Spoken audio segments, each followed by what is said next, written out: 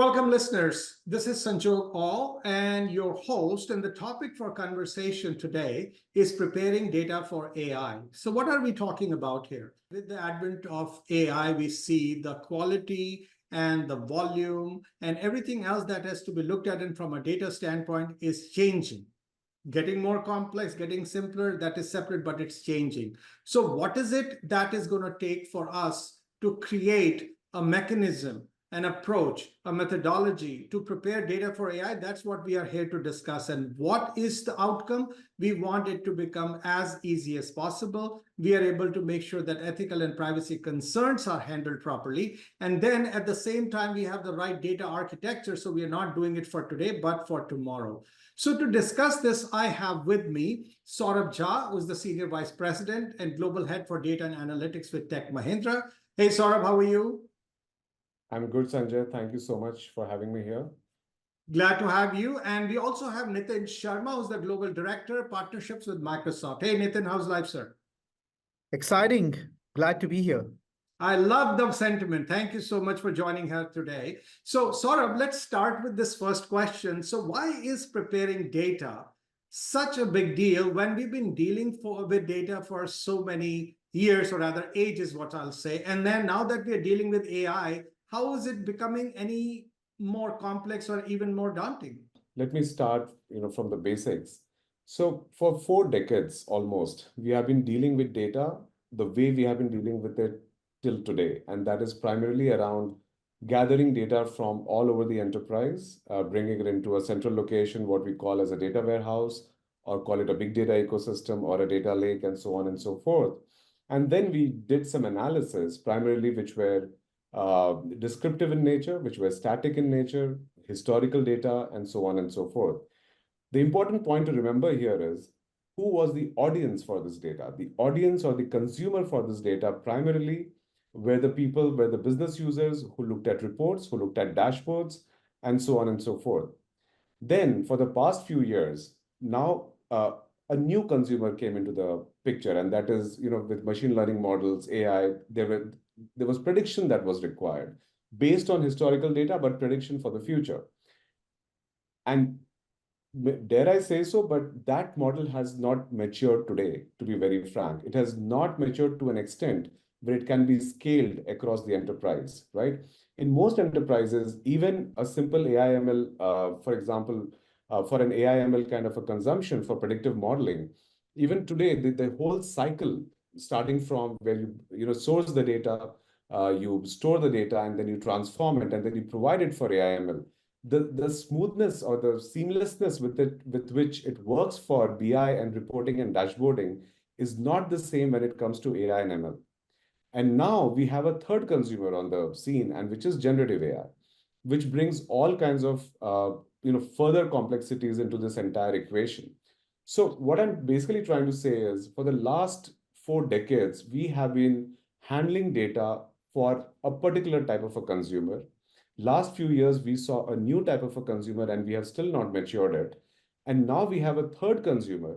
As you can see, the complexity of managing data is suddenly increasing, because it starts all the way from when you source the data. How do you manage it? How do you govern it? How do you ensure the quality? And as all of us are aware, these are challenges which we have been facing for many years and which we have still not been able to sort out to the satisfaction of everyone. Now with AI, we have things around ethical, that the AI model should not be ethically biased. Then we have things around privacy, that the generative AI model should not be trained with private data, for example, with PII data, and so on and so forth. Also, the AI models have to be explainable. So is our data architecture today that we typically have in organizations, is it set up in a way to fulfill all of these requirements? The answer is no, right? So that is where the challenges suddenly start compounding, from moving from one consumer to 3 different consumers now. So which is BI and analytics, you have AI, ML, and now you have generative AI. But the challenges which we have not been able to overcome even for the first use case, now we have 2 more consumers to take care of. So that is why this entire task has suddenly become much more challenging. I think I fully agree with what Saurabh said. I would just add that What changes with AI is, unlike a classic analytics deployment, which was more of a technology play, all the recent research shows that the biggest blocker in delivering AI projects has been that the company culture is not ready for AI. And why I say that is because we look at AI not just as a technology play, but something that requires full-fledged data strategy to be in place with both the people, process, and platform being core tenants to that. If you don't do that, you're going to have difficulty in identifying stakeholders. You're going to have difficulty in getting their collaboration and participation on your projects. People struggle with identifying what are the business use cases they should prioritize. And there's the general, lack of skills, as well as all the legacy data estate and quality issues that we inherited from historical data challenges become even more compounded when it comes to AI. So it's a combination of all the data issues as well as the organizational issues that need to be sorted out to make this whole journey fruitful. And that's really what makes AI so much more daunting when we look at preparing data for AI scenarios. So based on your response, Nitin, what do you think should be the first set of steps or all the steps required in that playbook so that we can start preparing our data effectively, and who all need to be involved? Well, as I said, you definitely have to have your data strategy at the core of your planning, right? There has to be a plan around how you plan to prepare and manage your data going forward. And bringing your people, process, and platform, the three Ps as we call it, as an integral part of this journey is super, super critical. So when it comes to people, we recommend that you start with an envisioning workshop that brings all the key stakeholders together. We define their roles and responsibilities, and we identify all the personas, and then the customer can go about figuring out who are the people who will be part of those personas. Typically we see the people coming from four categories. There are the people who are relevant from a data strategy, shared services perspective. So all kinds of architects. You think about enterprise, data, cloud, security architects. Then you have the data publishers. You have the data stewards, the product owners and architects there. Then you have the data producers, where your data science and ML ops leads come in. And then all the data consumers, which is basically all sorts of reporting leaders and data science and ML consumer leaders there. And critical to this journey is also the adoption and change management, which has to be thought through at the ground level, because that is important. Otherwise, the adoption lags. So once you have the people part of it sorted, then you start thinking about the platform and process part of it. So you start by assessing your current state, where really we can help you define what's the maturity of your data estate today, what sort of governance, policies, infrastructure, pre-processing and ingestion and integration processes are in place. You start identifying your data sources and how you're going to integrate them. And then you develop your data strategy, with all the nuances that I spoke about. You have to choose your tools and technologies very carefully, because one of the biggest challenges that we hear from all these CDOs is that they don't want to be chief integration officers. What's happening increasingly is there's such a proliferation of tools and technologies across so many different vendors that most of the time the data teams are spending is in integrating these tools. So you want to avoid that. You want to have strong governance policies in place, and then you also want to take care of drift by having a continuous monitoring and iteration process in place. Uh, so all of these things are great ways to get yourself set up to be on that journey of getting your data ready for AI. Saurabh, your thoughts? No, so I'll add on to what you said. So, right, you have already covered all tools, technologies, people, processes. I'll add a different perspective to this. See, when we talk about, data consumption, data, first of all, data production, and then data management, and then data consumption. Generally, what we have observed is in most organizations, when we talk about data, the general thing is that it is the responsibility of the data team, which is a part of the larger IT organization. But if we have to succeed going forward, where it is not just about a team of people sitting there getting the data that they are getting, cleansing it, transforming it, and then providing it for reporting, here your data is actually going to determine things which are much more than that. For example, I mean, if you're going to use generative AI to actually handle a customer situation, you cannot have bad data in there at all, because if biases creep in, right, if there are ethical issues, if it's not responsible enough, it could be a disaster for the organization. Now, is it solely a responsibility of the data team to actually take care of this? I wouldn't fully agree. Yes, data team has its responsibilities to ensure that data is orchestrated properly across all the way from producer to consumer community. However, I think there needs to be a conscious shift in who is responsible for this data. And while, from a purely data strategy standpoint, we have seen the movement towards data mesh and domain ownership of data and so on and so forth. But if you ask me, see, data ultimately is created by businesses, the business side of the organization, and it is consumed also by the business side of the organization.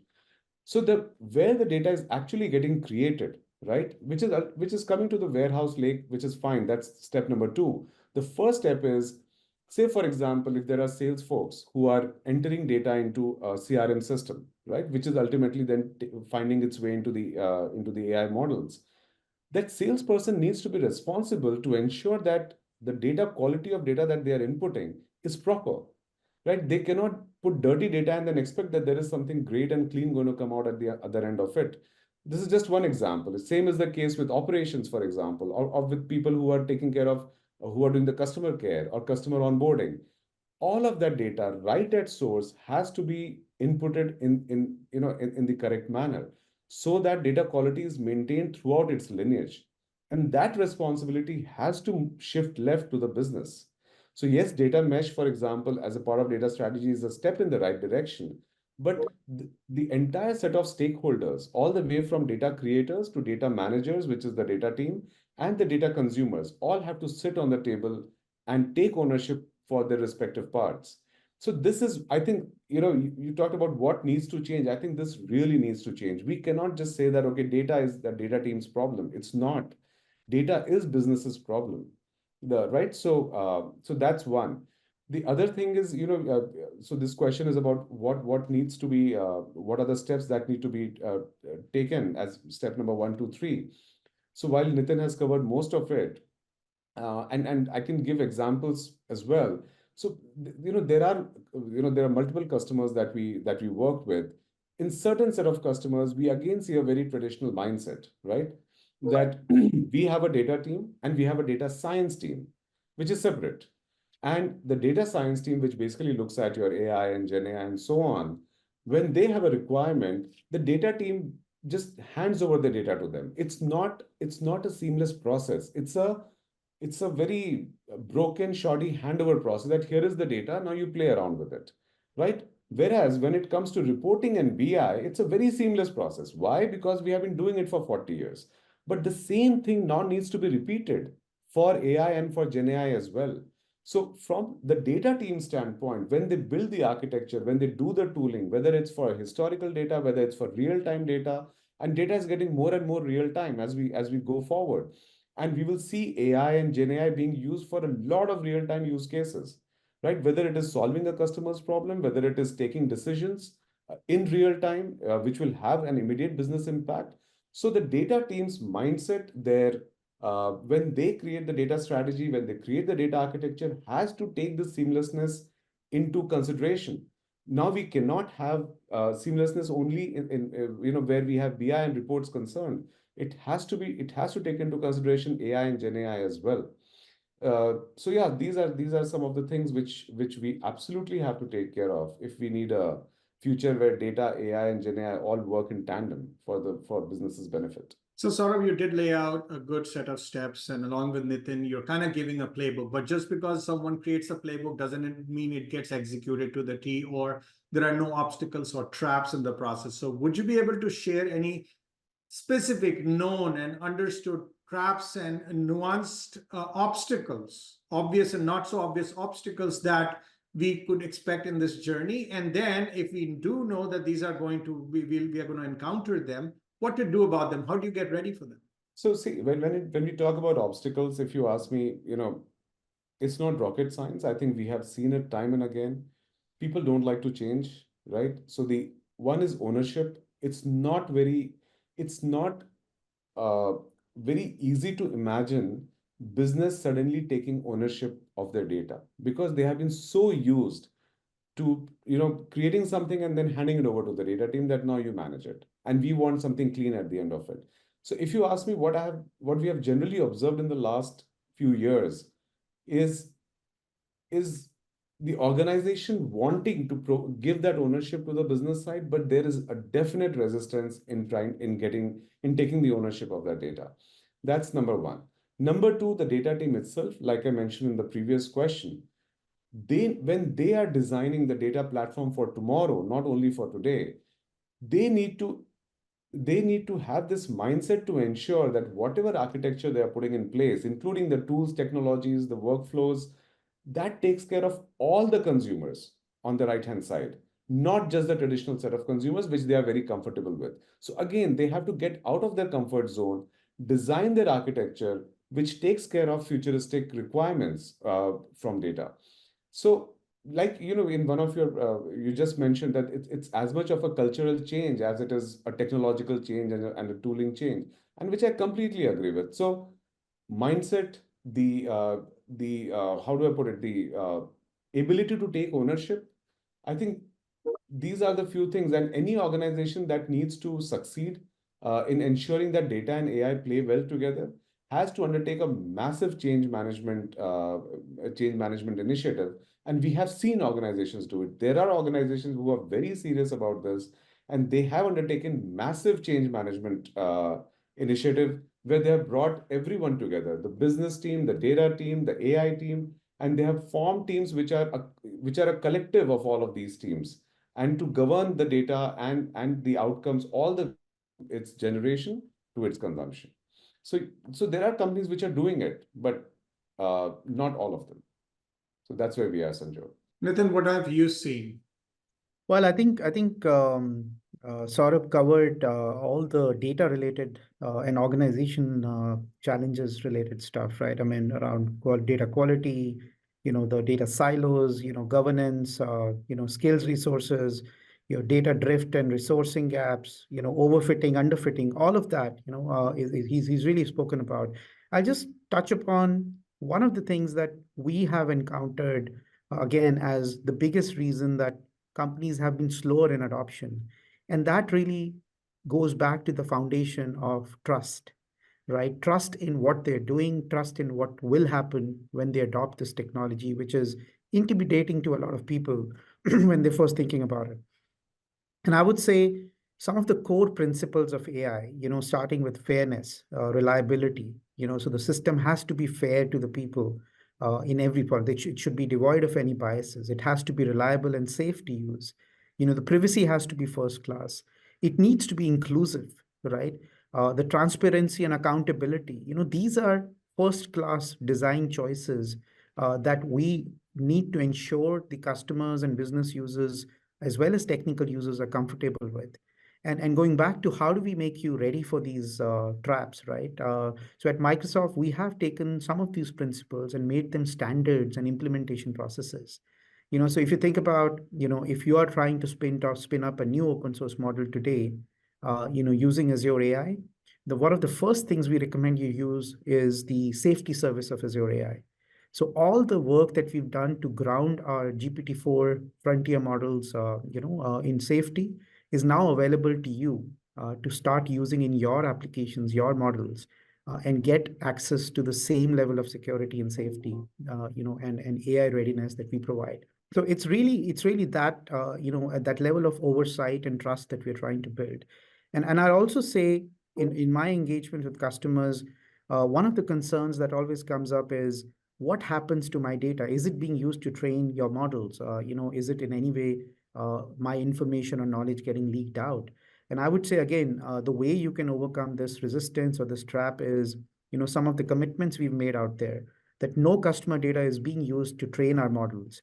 And all the security around the customer data is always going to be first class enterprise, right? And on top of it, we also have the copyright commitments we've made that if you use some of our services like OpenAI or Copilots, and you go and do something which potentially exposes you to any sort of copyright infringement, we have provided our commitments on how we'll secure you around that.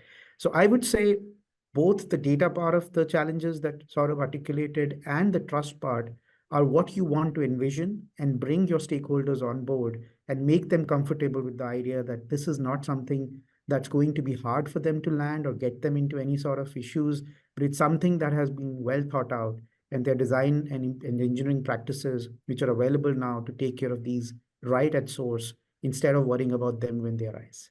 So, Nitin, what do you think we could do to stay ahead of the curve and keep the data ready for AI and not just be playing catch up?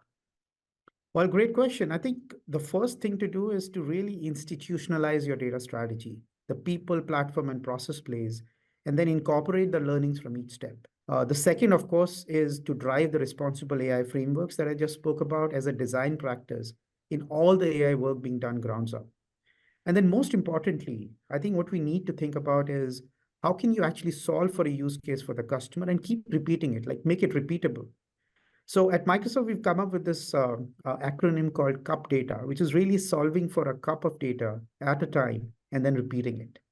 So cup data really stands for conforming, unifying, productizing, democratizing, applying, transforming, and amplifying. So the C stands for conforming, where you basically talk about, bringing the data in through the ingestion, bringing it into a common spot, and really kind of processing it to get it to where it needs to be. Then you want to unify all of the data together and then productize it. That's where you start creating some sort of a data product, which then leads you to democratizing or registering the data as a product, which gives you the ability to apply it, to other use cases and other applications on how they can transform it, right? So you start doing visualizations or analytics or data science on top of it. And then lastly, you amplify it by publishing it out using things like Purview Data Catalog, right? Which really helps you to make it available for others to utilize. So it's a great fun way of kind of looking at the gradual pace of scaling things and then making the process repeatable. So you can always stay ahead of the curve and keep the data ready for AI. Saurabh, any advice for the world out there Yes. about how they can stay ahead? Again, I'll talk in a different tag. See, one thing that we have been talking for almost 4 or 5 years now is what we call as scaling AI in an enterprise, right? So enterprise scale AI, or taking AI across the enterprise. But it hasn't really happened on the ground. And what typically happens is when we talk about AI, or when we have been talking about AI for many, like last at least half a decade, if not more, is most organizations pick up POCs, right? So they pick up certain use cases, they create a POC, and their entire AI strategy basically stays at the POC level, so to say, never scales.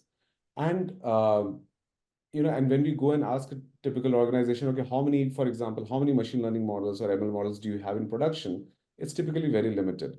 The point is, what I'm trying to say is, what we need to figure out a way when it comes to staying ahead of the curve is to ensure that we do not always remain at a POC stage.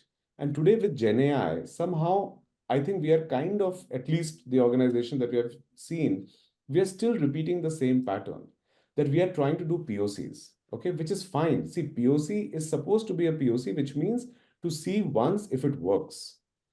If it works, the next big step, which will really give you the competitive edge, is the scale. So the only input that I would like to provide here is, when you are designing your AI ML strategy or Gen AI strategy, including everything around data, right? Because none of it is possible without data.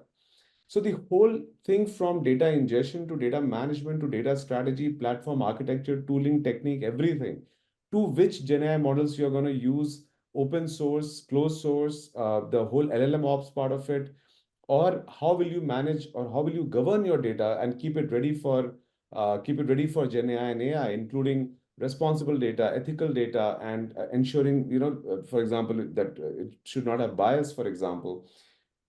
When you are first designing it, it has to be designed for scale.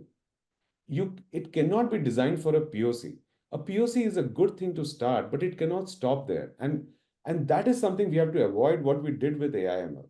It has to start with a view that it's going to become so big and it's going to scale. So your entire and that's where architecture plays a very important role. The architecture that starts with data coming in all the way to the place where data is getting consumed, that architecture has to be scalable. If that is not in place, like I said, we have seen POCs in the last 1 year, we will see many more POCs in the next couple of years. But the scale, the enterprise level scale that we are talking about, will elude us. I think it goes back to the earlier questions, Sanjog, you were asking about how do you kickstart and get this ready, right? And that's the point, right? I mean, if you have to have a data strategy which brings together all the key stakeholders, both on the business and the technical side, and makes them part of the journey on what is it that we aspire to do with this, not just limited to proving the technology, but the people, processes, and platform changes which will be required to make this, a data-driven organization, as we call it, and productize it and make it repeatable and scalable. Because without that, as Saurabh said, you will have point successes, but then the people who really are going to be the consumers of that success, they would not have bought into that journey, and it doesn't then scale as fast as you would have wanted it to. Thank you so much again, Saurabh and Nitin, for sharing your insights about how organizations can work strategically and on the ground with a mission that they prepare their data for AI effectively. Thank you, Sanjog. It was a great conversation. Thanks again for having me here. Thank No, you. thank you so much for setting this up, Sanjog. And we definitely would love to discuss more on how we can make this happen and work for organizations together. Beautiful. Thank you so much. And for our audience, please find more conversations like this on CIO Talk Network.com.